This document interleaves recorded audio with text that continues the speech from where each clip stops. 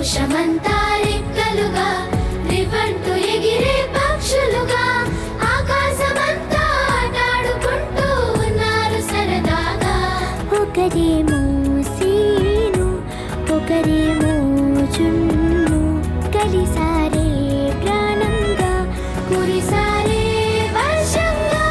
పాటేమో scene ఆటేమో జున్ను ఒకటై ఎదిగారే మధురంగా.